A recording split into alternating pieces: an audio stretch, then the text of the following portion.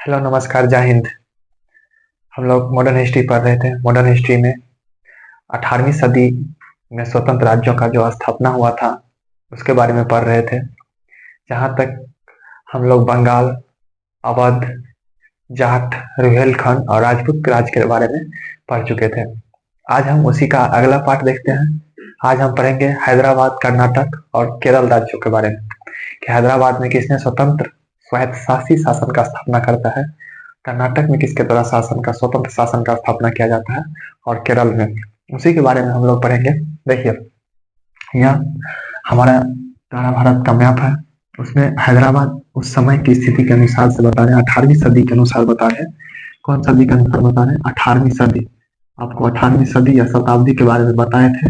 18वीं सदी के स्वतंत्र राज्यों के बारे में पढ़ रहे हैं। स्वतंत्र राज्यों के बारे में पढ़ रहे हैं। देखिए, उस समय जो था, यह क्षेत्र जो था यह हैदराबाद का क्षेत्र था और उसी के नीचे यह क्षेत्र कर्नाटक का था और यह पूरा क्षेत्र केरल का था। केरल उस समय 4 क्षेत्रों में विभाजित था। ऊपर का क्षेत्र कालीकट, उसके नीचे चिरक्कल, उसके नीचे कोचीन और त्रावणकोर। तो हम बारी बारी से सबके बारे में पढ़ेंगे। सबसे पहले हैदराबाद के बारे में पढ़ेंगे, उसके बाद कर्नाटक के बारे में पढ़ेंगे, उसके बाद केरल के बारे में पढ़ेंगे। तो चलिए हम समझते हैं हैदराबाद के बारे में। हैदराबाद में क्या क्या हुआ उसके बारे में पढ़ते हैं। देखिए, हैदराबाद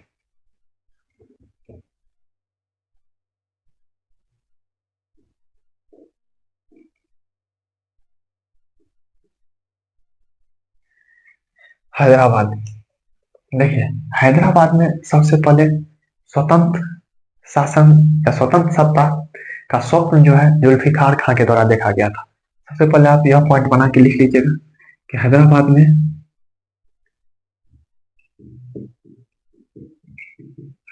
में स्वतंत्र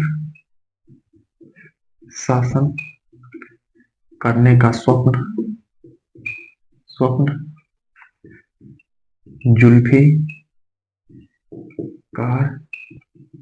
खां के द्वारा देखा गया था। हैदराबाद में स्वतंत्र शासन करने का स्वप्न सबसे पहले जुल्फिकार खां के द्वारा देखा गया था।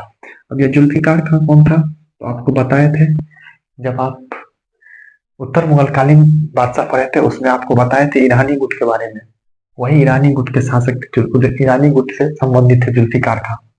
लेकिन हैदराबाद में स्वतंत्र सत्ता का स्थापना करने का श्रेय चिनकिलीज खां को जाता है।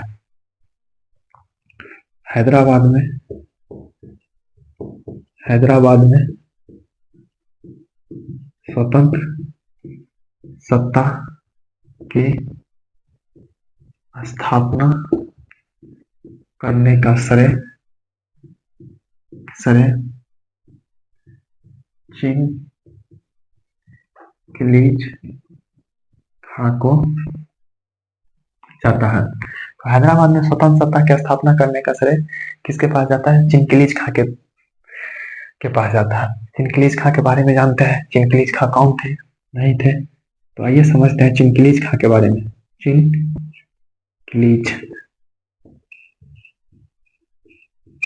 चिनकिलीज खां देखिए, यह कौन थे? तो यह मुगल दरबार में तुरानी गुट से संबंधित थे। किस गुट से संबंधित थे? तो तुरानी गुट। तुर्क मुसलमान थे, तुरानी गुट से संबंधित है। देखिए, चिनकिलीज खां को पहली बार 1713 से लेके 1715 ईस्वी में, आपको पता होगा कि 1713 ईस्वी में मुगल बादशाह कौन था? तो फर्रुखसियर था। 1713 से लेकर 1719 ईस्वी तक फर्रुखसियर मुगल बादशाह था। तो फर्रुखसियर के द्वारा फर्रुखसियर के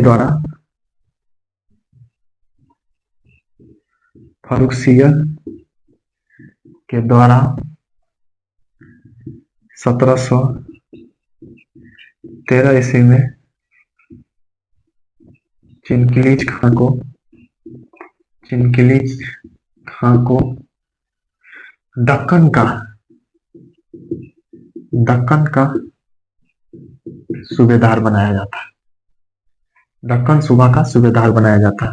तो फर्रुखसियर के द्वारा 1713 ईस्वी में चिनकिलीज खां को दक्कन का सूबेदार बनाया जाता है। देखिए दक्कन का क्षेत्र कौन था? यह जो आप महाराष्ट्र, यहाँ तेलंगाना, छत्तीसगढ़ का नीचे वाला भाग, इधर आंध्र प्रदेश का क्षेत्र, इधर कर्नाटक का क्षेत्र, यह सब क्षेत्र मिला के उस समय दक्कन कहा जाता था। और दक्कन में कुल 6 सूबा थे। कौन कौन 6 सूबा थे? तो बरार, बीदर, अहमदनगर, बीजापुर, हैदराबाद और कर्नाटक। यह 6 सूबा को मिला के दक्कन कहा जाता था। यह 6 सूबा को मिला के दक्कन कहा जाता था। तो दक्कन का सूबेदार बनाकर 1713 ईस्वी में चिनकिलीज खां को फर्रुखसियर दक्षिण भारत भेजता है। मतलब दक्कन का सूबेदार बनाकर 1713 ईस्वी में चिनकिलीज खां को दक्कन का सूबेदार बनाया जाता है फर्रुखसियर के द्वारा। और साथ ही साथ फर्रुखसियर के द्वारा ही इसे खान ए दौरा और निजाम उल मुल्क का उपाधि देता है। निजाम उल मुल्क का उपाधि देता है। तो फर्रुखसियर के द्वारा चिनकिलीज खां को खान ए दौरा और निजाम उल मुल्क का उपाधि देता है। तो क्वेश्चन पूछेगा कभी कि निजाम उल मुल्क का उपाधि चिनकिलीज खां को किसके द्वारा दिया गया था? तो फर्रुखसियर के द्वारा दिया गया था। और कौन सा उपाधि दिया गया था? तो खान ए दौरा का उपाधि दिया गया था। तो फर्रुखसियर के द्वारा 1713 ईस्वी में चिनकिलीज खां को दक्कन का सूबेदार बना के भेजा जाता है। 1713 से लेकर 1715 ईस्वी तक चिनकिलीज खां 1713 ईस्वी से लेकर 1715 ईस्वी तक दक्कन का सूबेदार रहता है। 2 वर्ष के लिए दक्कन का सूबेदार रहता है। फिर चिनकिलीज खां को दिल्ली बुला लिया जाता है। फिर आगे चिनकिलीज खां के बारे में देखते हैं। फिर चिनकिलीज खां ने सैयद बंधु के पतन में महत्वपूर्ण भूमिका निभाया था। आप जब मतलब उत्तर मुगल काल आपको पढ़ाए थे, उसमें सैयद बंधु के बारे में जानते पढ़े होंगे। तो उसमें बताए थे सैयद बंधु के मदद से फर्रुखसियर बादशाह बना था। उसके बाद रफीउद्दौला मोहम्मद शाह रंगीला बादशाह बना था। तो सैयद बंधु के पतन में चिनकिलीज खां महत्वपूर्ण भूमिका निभाता है, जिस कारण फिर से चिनकिलीज खां को 1720 से लेकर 1722 ईस्वी तक दक्कन का सूबेदार बना के भेजा जाता है। 1720 से 22 ईस्वी तक चिनकिलीज खां दक्कन का सूबेदार बनता है और यहाँ पर अपनी स्थिति मजबूत करता है। उसके बाद फिर क्या होता है? 1723 ईस्वी में मुगल बादशाह मोहम्मद शाह रंगीला के द्वारा इसे दक्कन से दिल्ली बुला लिया जाता है। तो मुगल बादशाह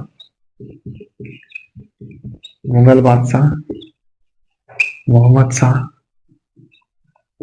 शाह रंगीला के द्वारा इसे दक्कन से दिल्ली बुला 1700 मतलब मोहम्मद शाह रंगीला के द्वारा 1722 ईस्वी में दक्कन से दिल्ली बुला लिया जाता है और यहाँ इसे वजीर बनाया जाता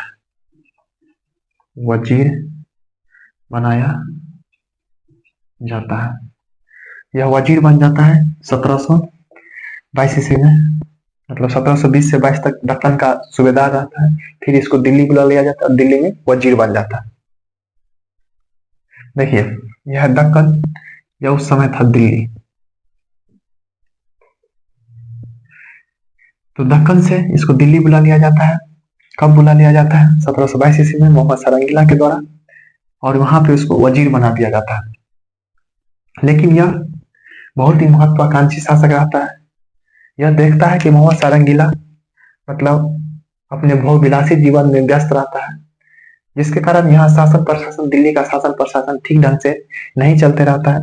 इस कारण यह चाहते रहता है चिनकिलीज खान कि हम यहाँ से दूर जाके एक अलग प्रांत में एक स्वायत्त शासी राज का स्थापना करें।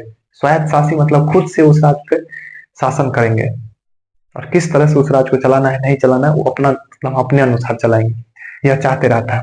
इस कारण फिर यहाँ से ऊपर में लिखिएगा,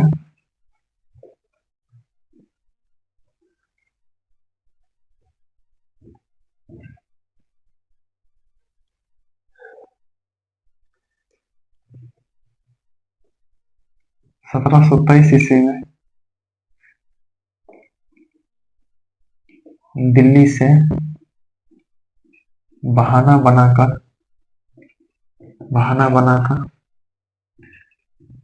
पुनः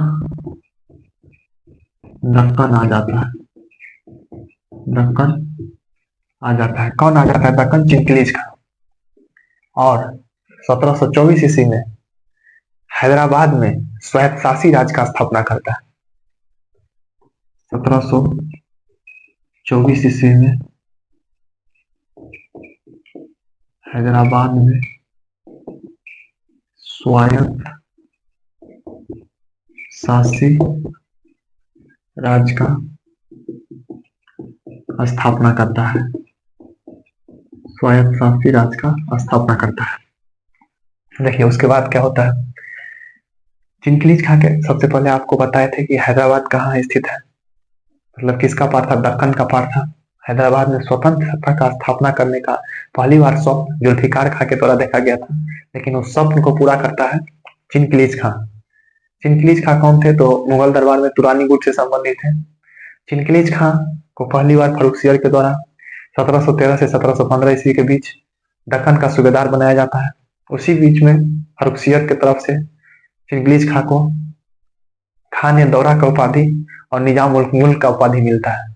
फिर चिनकिलीज खां मुगल दरबार में आता है, सैयद बंधु के पतन में महत्वपूर्ण भूमिका निभाता है, जिस कारण फिर से 1720 से 22 ईस्वी के बीच 1720 से 22 ईस्वी के बीच इसे दक्कन का सूबेदार बनाया जाता है और फिर यहाँ पे अपनी स्थिति मजबूत करता है। फिर उसके बाद मोहम्मद सारंगीला के द्वारा दक्कन से फिर बुला लिया जाता है दिल्ली, और दिल्ली में इसे वजीर बनाया जाता है। वजीर के पद पर मतलब वजीर बनाया जाता है, मुगल का वजीर बनाया जाता है। फिर उसके बाद 1723 ईस्वी में दिल्ली से बहाना बनाकर दिल्ली से निकल जाता है, और 1724 ईस्वी में हैदराबाद में एक स्वायत्त शासी राज का स्थापना करता है। एक स्वायत्त शासी राज का स्थापना करता है। इतना बात आप समझ गए होंगे। इसके बाद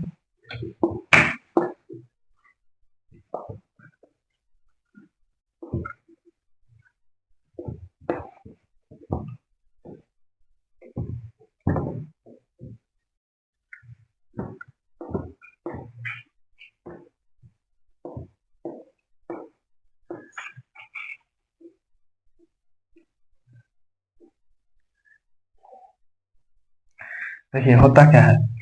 दिल्ली में रहता है मुगल बादशाह मोहम्मद सारंगीला। दिल्ली में कौन रहता है शासक? मुगल बादशाह मोहम्मद सारंगीला। मोहम्मद शाह रंगीला। मोहम्मद सारंगीला यहाँ से दक्कन का सूबेदार बना के भेजता है मुबारिज खां को, लेकिन दक्कन में अपने आप को स्वतंत्र कौन घोषित कर दिया है? चिनकिलीज खां। तो 1724 ईस्वी में मुबारिज खां और चिनकिलीज खां के बीच युद्ध होता है। 1724 ईस्वी में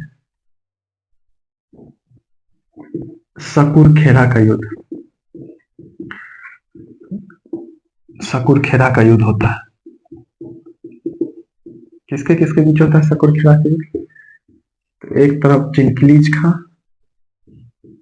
चिनकिलीज खां और एक तरफ रहता है मुबारिज खां।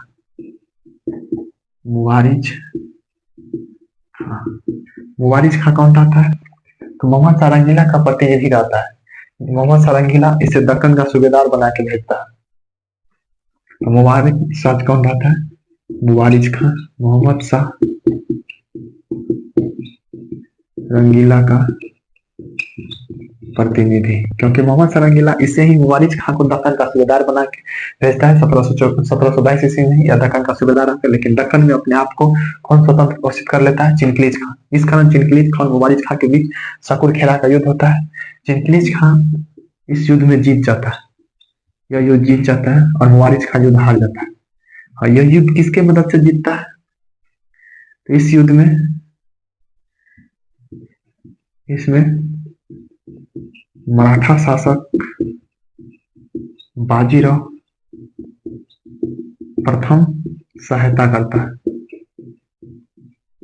करता है चिनकलीज खां का। किसका सहायता करता है? मराठा शासक बाजीराव प्रथम सहायता करता है।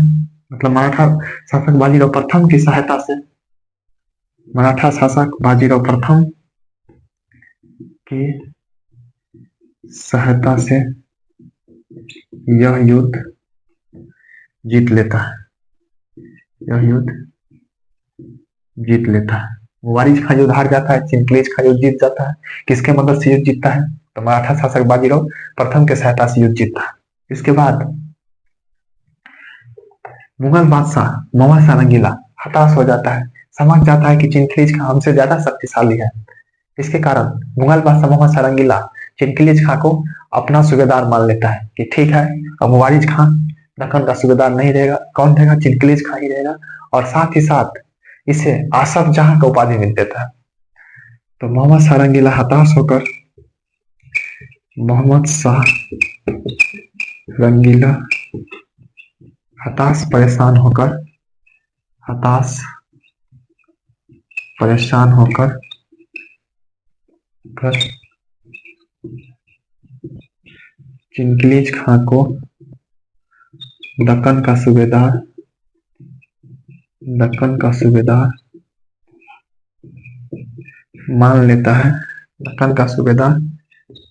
मान लेता है और आसफ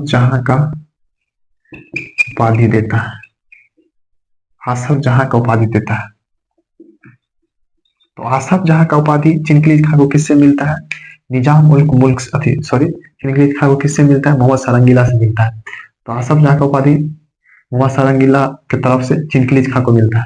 इसलिए चिनकलीज खां का पूरा नाम है निजाम उल मुल्क आसफ जहां। तो निजाम उल मुल्क का उपाधि चिनकलीज खां को फर्रुखसियर से मिलता है, और आसफ जहां का उपाधि चिनकलीज खां को मोहम्मद सारंगीला से मिलता है। फिर इसके बाद 1724 ईस्वी में ही हैदराबाद में निजाम शाही वंश का स्थापना करता है। 1724 ईस्वी में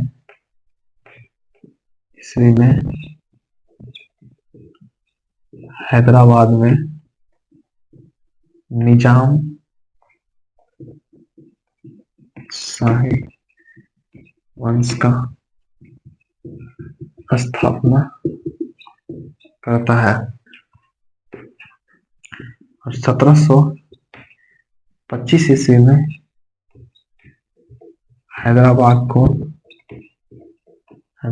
को अपनी राजधानी बनाता है।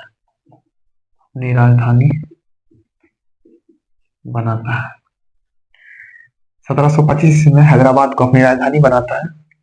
साथ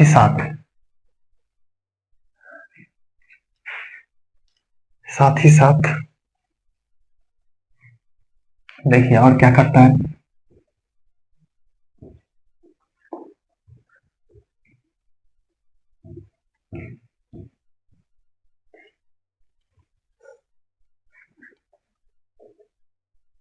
यह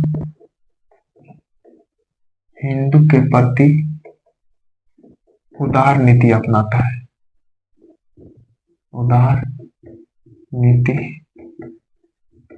है और एक हिंदू पूरनचंद को अपना दीवान बनाता है, दीवान बनाता है। तो चिंकलीज खां के द्वारा हिंदू के प्रति उदार नीति अपनाता है और पूरनचंद जो एक हिंदू है उसे अपना दीवान बनाता है। तो इस बात से पता चलता है कि वो हिंदू के प्रति उदार नीति अपनाता है। उसके बाद चिंकलीज खां के बारे में क्या याद रखना है, सकुलखेड़ा का युद्ध के हरदोई में 2446 के पीटी में पूछा गया था कि सकुलखेड़ा का युद्ध कब हुआ था। अब कभी यह पूछा जा सकता है कि किसके किसके बीच में हुआ था, इसका क्या मतलब परिणाम रहा था, ये सब के बारे में पूछा जा सकता है। तो आप इस हिसाब से याद रखिएगा। आसफ जहां का उपाधि किससे मिला था, ये बात आप याद रख सकते हैं। यह बात कभी भी पूछा जा सकता है एग्जाम में। फिर पूरनचंद कौन था, कभी पूछ सकता है कि चिंकलीज खान ने अपना किस हिंदू को अपना दीवान नियुक्त किया था, पूरनचंद को अपना दीवान नियुक्त किया था। ये सब पॉइंट हम जो पढ़ रहे हैं चिंकलीज खां के बारे में पढ़ रहे हैं। चिंकलीज खां पे हेडिंग बना के यह सब पॉइंट आप नोट्स करते चल जाइए।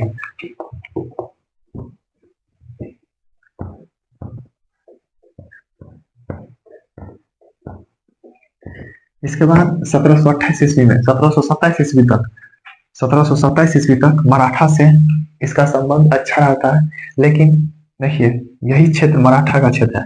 अब मराठा और हैदराबाद का सीमा आपस में टच करता है।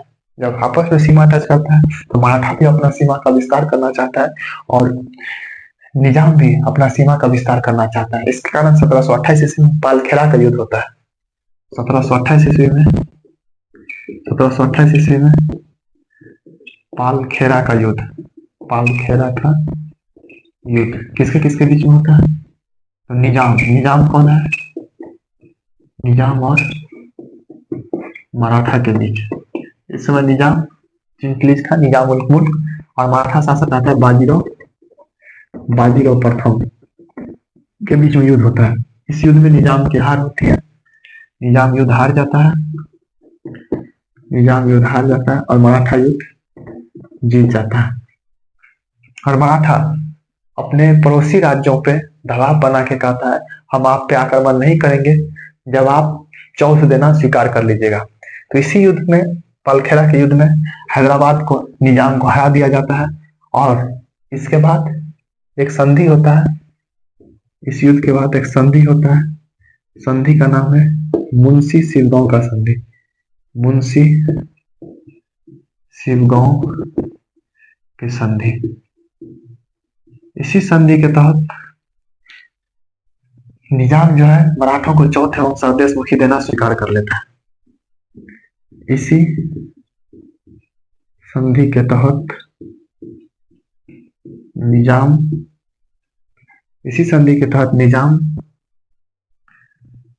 मराठों को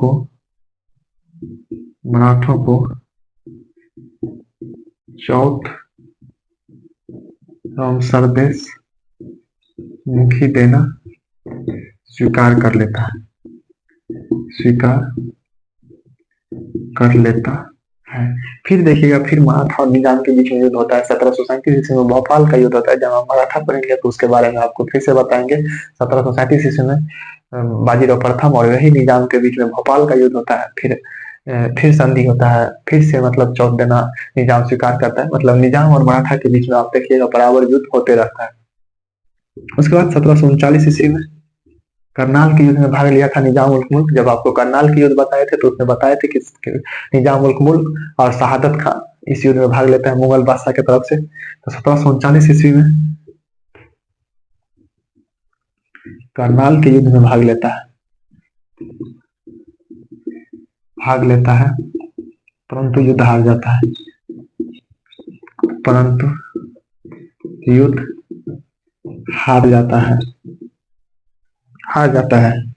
फिर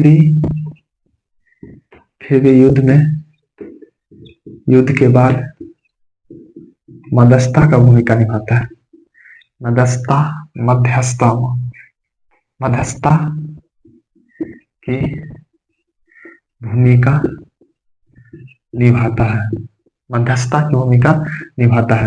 मध्यस्थता की भूमिका निभाता है। इसके बारे में नादिर शाह एक स्टेटमेंट देता है। नादिर शाह निजाम के निजाम के चतुराई से, निजाम के चतुराई से प्रसन्न हो जाता है और मोहम्मद शाह रंगीला को यह सलाह देता है,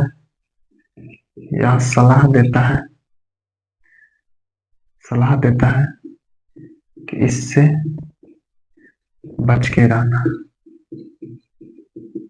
इससे बच के रहना, मतलब सावधान रहने की सलाह देता है। तो नादिर शाह निजाम के चतुराई से प्रसन्न होकर मोहम्मद शाह रंगीला को यह सावधान होने का सलाह देता है। मोहम्मद शाह रंगीला को इससे सावधान होने का सलाह देता है। मोहम्मद शाह रंगीला को इससे सावधान रहने का सलाह देता है।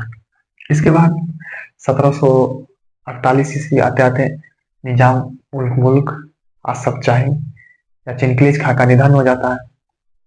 1748 ईस्वी में चिनकलीज खां का निधन हो जाता है। 1748 ईस्वी में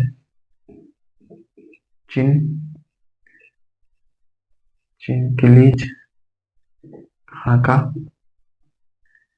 निधन हो जाता है। चिनकलीज खां का निधन हो जाता है। देखिए चिनकलीज खां के बारे में आपको कौन कौन सी बात याद रखना है। सबसे पहले देखिए हैदराबाद में कभी पूछे कि स्वतंत्र राज्य का स्थापना करने का स्वप्न पहली बार किसके द्वारा देखा गया था, तो जुल्फिकार खां के द्वारा देखा गया था। लेकिन हैदराबाद में स्वतंत्र राज्य का स्थापना करना या स्वतंत्र स्वायत्त शासी राज्य का स्थापना करने का श्रेय चिनकलीज खां को दिया जाता है।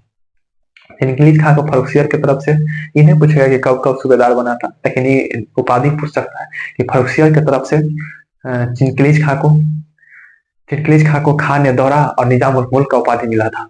फिर 1722 ईस्वी में दिल्ली का वजीर बनता है, सैयद बंधु के पतन में महत्वपूर्ण भूमिका निभाता है।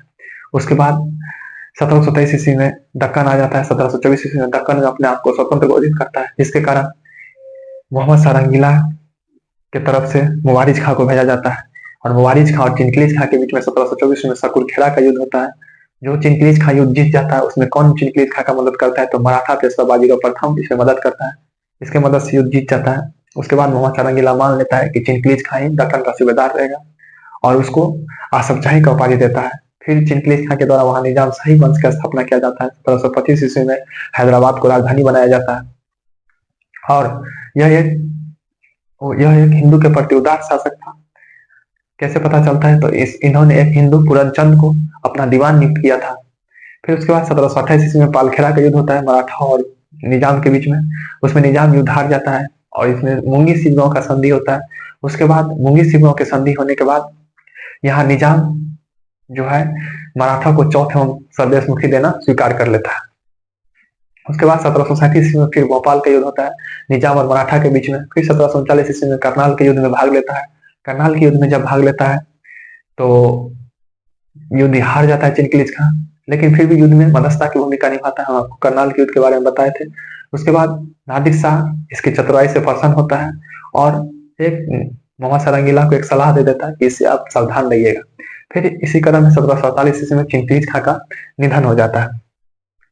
तो ये सब पॉइंट आपको चिनकलीज खां के बारे में याद रखना है। चिनकलीज खां के बाद हम आपको 1747 ईस्वी में बताए थे जब कर्नाटक का दूसरा युद्ध होता है जो 1749 से 54 के बीच में होता है, तो हैदराबाद और कर्नाटक के उत्तराधिकार के लिए यह युद्ध होता है। तो क्या होता है उसके बाद,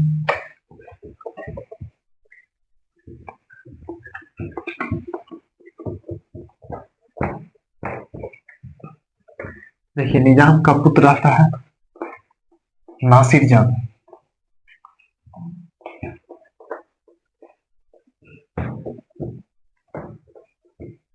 निजाम का पुत्र कौन रहता है, निजाम का पुत्र रहता है, निजाम का पुत्र रहता है नासिर जंग और निजाम का पौत्र मतलब पोता रहता है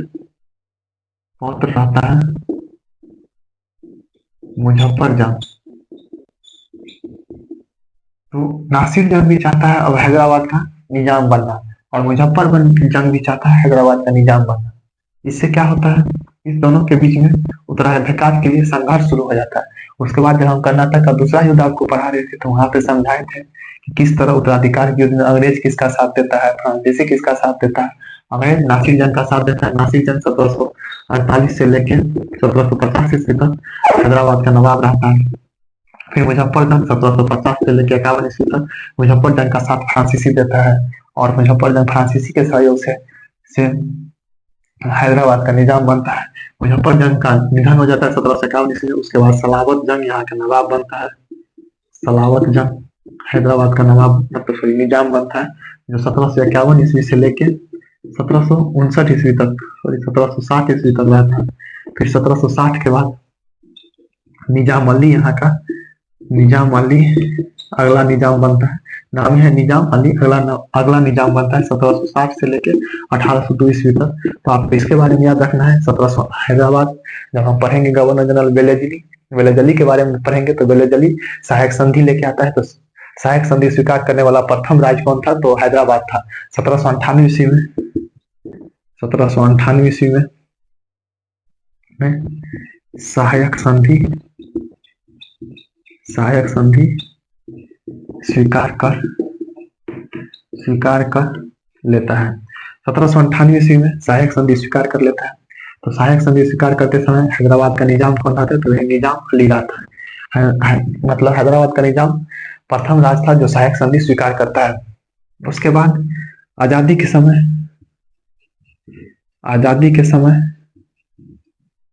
हैदराबाद का निजाम कौन रहता है, आजादी के समय निजाम रहता है निजाम उस्मान अली खां। यह हैदराबाद का अंतिम निजाम रहता है। जब हम आजादी के समय पढ़ते हैं, जब हम पॉलिटी पढ़ेंगे, राज्यों का पुनर्गठन पढ़ेंगे, तो अब देखेंगे किस तरह हैदराबाद का विलय किया जाता है। सितंबर 1948 ईस्वी में ऑपरेशन पोलो के द्वारा हैदराबाद को भारत में शामिल कर लिया जाता है। हैदराबाद को भारत में विलय कर लिया जाता है। उसी समय आजादी के समय हैदराबाद का निजाम रहता है निजाम उस्मान अली। तो बस इतना ही निजाम के बारे में आपको जानना है। इस सब नासिर जंग, मुजफ्फरजंग, सलावत जंग के बारे में कर्नाटक के दूसरा युद्ध में आपको बताया था किस तरह कैसे बनता है। उसके बाद एक निजाम अली रहता है, जो क्वेश्चन आ सकता है कि जब हैदराबाद सहायक संधि स्वीकार करता है तो उस समय हैदराबाद का निजाम कौन रहता है, तो अली रहता है। फिर अंतिम निजाम कौन रहता है, तो उस्मान अली खान रहता है। तो यह आप हैदराबाद के बारे में पढ़े थे। अब आगे देखते हैं कर्नाटक के बारे में।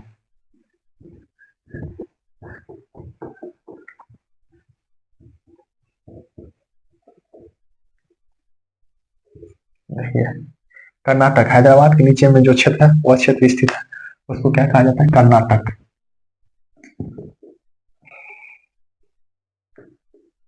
कर्नाटक देखिए कर्नाटक दक्कन के 6 सूबा में से एक सूबा कर्नाटक था। अब आपको बताए थे दक्कन का 6 सूबा कौन कौन था। तो दक्कन का 6 सूबा जो देखिएगा, तो बरार, बीदर, अहमदनगर, बीजापुर, हैदराबाद और कर्नाटक, इसी 6 सूबा को मिला के दक्कन कहा जाता था। तो दक्कन के 6 सूबा में से एक सूबा कर्नाटक था, और पूरा दक्कन का एक ही सूबेदार बनाया जाता था। जो ही दक्कन का सूबेदार बनता था वो ऑटोमेटिक कर्नाटक का भी सूबेदार हो जाता था। लेकिन जब निजाम मुल्क दक्कन का सूबेदार बनता है,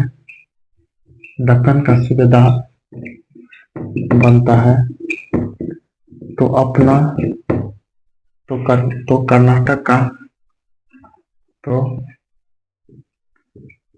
कर्नाटक का उपनायक, जिसे उप सूबेदार कहा जाता है, उप सूबेदार शाह आदत सआदत उल्लाह खां को बनाता है। देखिए, जब निजाम उल मुल्क दक्कन का सूबेदार बनता है तो अपना उप सूबेदार कर्नाटक का उप सूबेदार किसको बनाता है? सआदत उल्लाह खां को बनाता है। और यही सआदत उल्लाह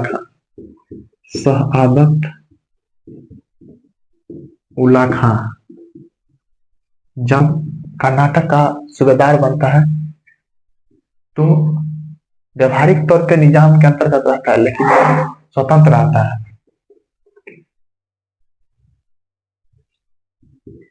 तो यह कर्नाटक का नवाब बनता है, या कर्नाटक में स्वतंत्र शासन का स्थापना करने का श्रेय किसे जाता है? सआदत उल्लाह खां को। यह निजाम के मतलब निजाम ही इसको कर्नाटक का उप सूबेदार बनाता है, लेकिन यह व्यवहार में निजाम से स्वतंत्र हो जाता है, सआदत उल्लाह खां। तो कर्नाटक में स्वतंत्र शासन का स्थापना करने का श्रेय कर्नाटक में स्वतंत्र शासन का स्थापना करने का श्रेय सआदत उल्लाह खां को जाता है। इन्होंने अपनी राजधानी किसको बनाता है? इसका राजधानी रहता है अर्काट। राजधानी किसको बनाता है? अर्काट को। साथ ही साथ सआदत उल्लाह खां क्या करता है? कर्नाटक में स्वतंत्र शासन का स्थापना करता है, अपनी राजधानी अर्काट को बनाता है, अपना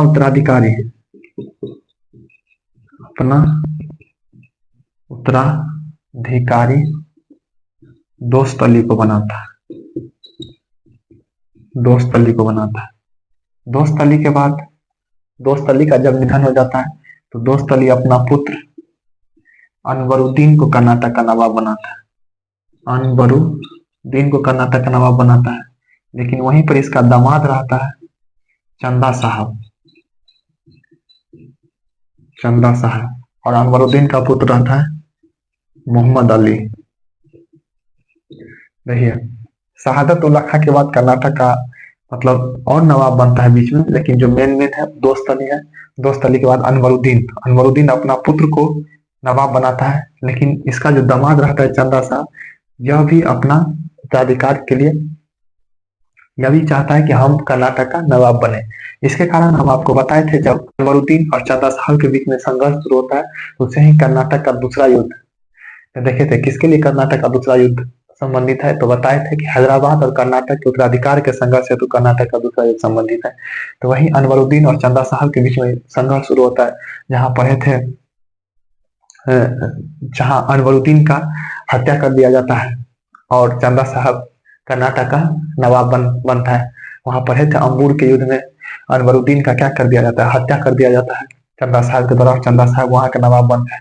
फिर अंग्रेज मोहम्मद अली का सहायता करता है और चंदा साहब की राजधानी अर्काट को जीत लेता है और चंदा साहब को मार के हत्या कर दिया जाता है। फिर मोहम्मद अली कर्नाटक का अगला नवाब बनता है, अंग्रेज के शरण में रहता है। फिर बाद में धीरे धीरे अंग्रेज इस पर अधिकार कर लेता है कर्नाटक में। कर्नाटक के बारे में बस यही बात याद रखना है, कर्नाटक में कौन स्वतंत्र शासन का स्थापना करता है, क्या राजधानी रहता है, क्या। इसके बाद आपको कर्नाटक का दूसरा युद्ध के बारे में बताए थे। फिर कर्नाटक के बाद हम लोग पढ़ते हैं केरल के बारे में।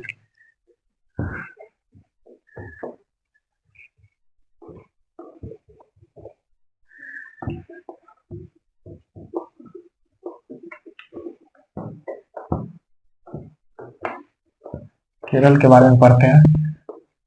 केरल उस समय देखिएगा तो 4 क्षेत्रों में विभाजित था: कालीकट, चिरक्कल, कोचीन और त्रावणकोर। त्रावणकोर का राजधानी था त्रिवेंद्रम, जिसे अभी तिरुवनंतपुरम के नाम से भी जाना जाता है।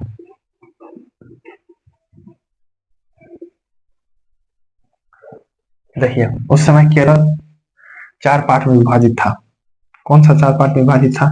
ऊपर वाला क्षेत्र, जैसे केरल का मैप बनाइएगा ऐसे, तो ऊपर वाला क्षेत्र था कालीकट, ऊपर वाला क्षेत्र कालीकट था।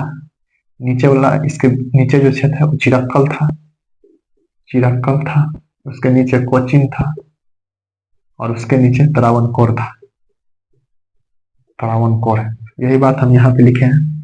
तो केरल उस समय 4 पार्ट में क्या था? विभाजित था। किसके बारे में पढ़ रहे हैं? केरल। केरल 18वीं सदी के शुरुआत में 18वीं सदी के शुरुआत में 18वीं सदी के शुरुआत में केरल 4 राज्यों में विभाजित था। 4 राज्य या 4 क्षेत्रों में 4 क्षेत्रों में विभाजित था। वो 4 क्षेत्र कौन कौन था? कालीकट, चिरक्कल, कोचीन और त्रावणकोर। कालीकट, चिरक्कल, कोचीन और त्रावणकोर। त्रावणकोर में स्वतंत्र सत्ता का स्थापना करने का श्रेय राजा मार्तंड वर्मा को दिया जाता है। इसका कार्यकाल देखिएगा तो 1729 से लेके 1758 ईस्वी तक राजा मार्तंड वर्मा को दिया जाता है। त्रावणकोर में स्वतंत्र सत्ता का स्थापना करने का श्रेय राजा मार्तंड वर्मा को दिया जाता है। इसका कार्यकाल 1728 से लेकर 1758 ईस्वी तक। यह अपने क्षेत्र में कौन कौन सा कार्य करता है? तो सबसे पहले यूरोपीय पद्धति पर अपनी सेना का गठन करता है। यूरोपीय पद्धति पर ही तोपखाना का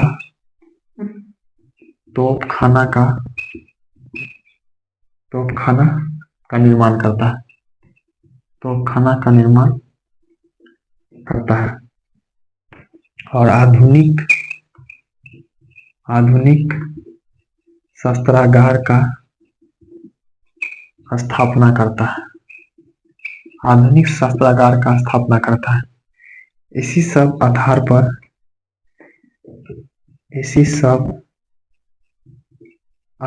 पर अपनी सेना को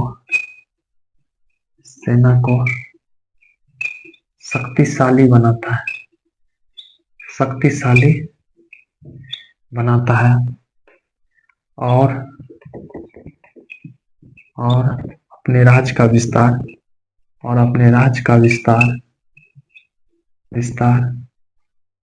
कन्याकुमारी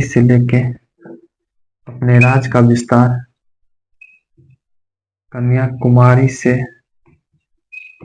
लेके कोचीन तक करता है। यहाँ कन्याकुमारी से लेकर यहाँ तक अपने राज्य का विस्तार करता है। इस सब क्षेत्र में अपने राज्य का विस्तार कर लेता है राजा मार्तंड वर्मा। तो राजा मार्तंड वर्मा के बारे में सबसे पहले यह त्रावणकोर में स्वतंत्र राज्य का स्थापना करता है राजा मार्तंड वर्मा। इसका कार्यकाल 1728 से लेकर 1758 ईस्वी तक है।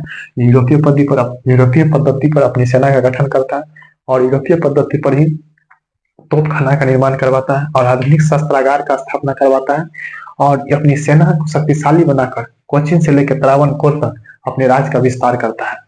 साथ ही साथ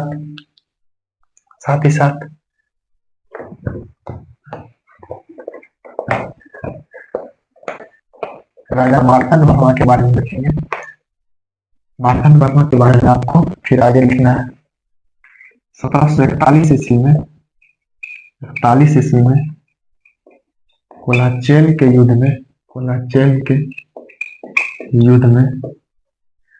में डचों को हराकर केरल से बाहर कर देता है। डचों को केरल से बाहर कर देता है। कोलाचेल का युद्ध याद रखना है। कोलाचेल का युद्ध 1743 में होता है। किसके बीच में होता है? तो डच और केरल का राजा रहता है मार्तंड वर्मा के बीच में होता है। इस युद्ध में डचों को हरा देता है और केरल से इसको बाहर कर देता है। साथ ही साथ अपने राज्य में सिंचाई के लिए नहर का निर्माण करवाता है। निर्माण करवाता है। उसके बाद इसका अगला मतलब इसका पुत्र बनता है त्रावणकोर का राजा, केरल का राजा। इसका पुत्र का नाम है राम वर्मा। इसके बाद अगला शासक बनता है राम वर्मा। राम वर्मा 1758 से लेके 1798 ईस्वी तक शासक रहता है, 40 वर्ष तक लगभग शासक रहता है। राम वर्मा के बारे में क्या याद रखना है, यह प्रसिद्ध कवि, अभिनेता, संगीतज्ञ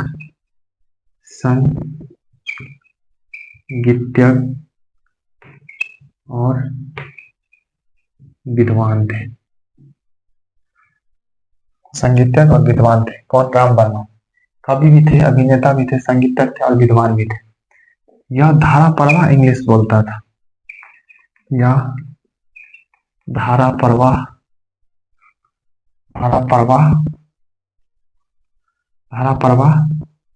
अंग्रेजी बोलता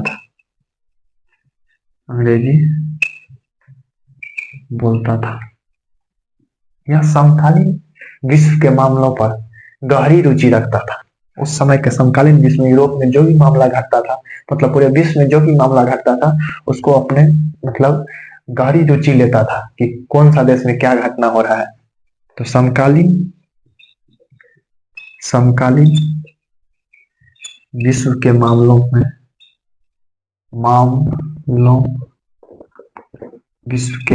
में गहरी रुचि लेता था।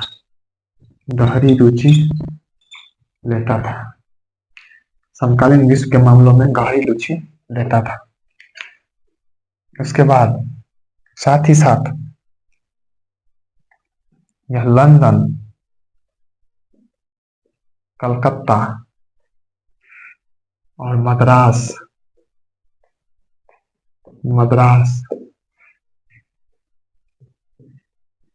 के लंदन, कलकत्ता और मद्रास के अखबार को पढ़ता था। मतलब लंदन, कलकत्ता और मद्रास में जो अखबार छपता था उसको पढ़ने का मतलब पढ़ता था। साथ ही इसी 18वीं सदी में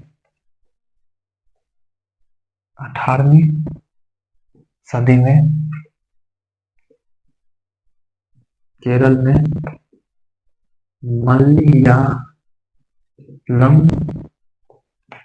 मलयालम साहित्य का विकास होता है। 18वीं सदी में केरल में मलयालम साहित्य का विकास होता है। इतना ही नहीं,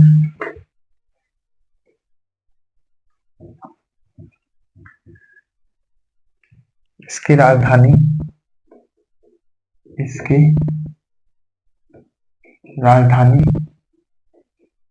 त्रिवेंद्रम, जिसे तिरुवनंतपुरम भी कहा जाता है, तिरुवनंतपुरम।